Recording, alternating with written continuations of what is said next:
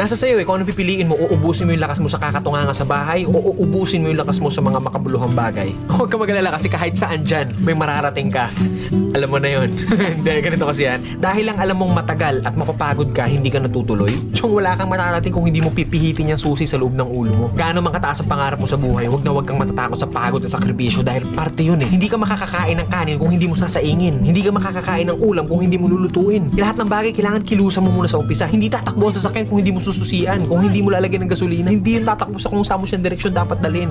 Kailangan kumilos ka. Kailangan ng lakas mo para marating mo kung ano yung gusto mong marating sa buhay. Kasi kung hihiga ka lang dyan, wala mangyayari talaga sa'yo. Hindi pa pwede na inaasal natin lahat sa Diyos na parang nasa Diyos, lagi kong idadasal sa Diyos. Hindi pa pwede yun. Sabi nga nila, di ba, nasa Diyos ang awa, nasa tao ang gawa. So depende yan sa'yo kung ano yung gusto mong kilos. Sabi nga, work smart, not hard. Hard work nga yung ginagawa mo, pero sablay naman yung mga diskarte mo. Wala rin mangyayari, di ba? Smart move yung ginagawa mo, pero swabe lahat. Kailangan mo lang talaga gamitan ng tamang isip at tamang puso sa lahat ng bagay. Ang pangarap, parang nagtatanim ng puno. Malaki pangarap mo, malaking puno yung kailangan mong itanim. Hindi naman pwede maghukay ka ng mababaw lang. Hindi naman pwedeng konting tubig lang yung ididalig mo dyan. Kung gusto mo ng malaking puno, malaking trabaho ang kapalit nun. At nasa sayo yun. Then pag nagbunga na yun, hindi po pwede na hayaan mo na lang bumunga yan dyan. Hindi. Kailangan pa rin ng maintenance. Ganun din sa atin. Kung ano yung marating natin, nandoon na tayo sa taas, hindi pa pwede na halalantutay ka na lang doon sa taas. Pag hindi mo diniligan yung puno, magbunga man siya isang beses lang and then sa susunod hindi na ulit. Ganun yung pwede mangyari pag pinabayaan natin kung ano man yung narating natin sa buhay. Mawawala lahat sa'yo. Sayang yung oras. Oras kasi ilang oras lang ang binigay sa atin dito sa mundo. Depende sa atin kung saan natin yun nilalaan. Huwag ka matakot sa pagod kasi yung pagod, isang tulog lang yan. Bukas, malakas ka na ulit. Matakot ka sa oras na sinayang mo. Kasi pag lumipas yan,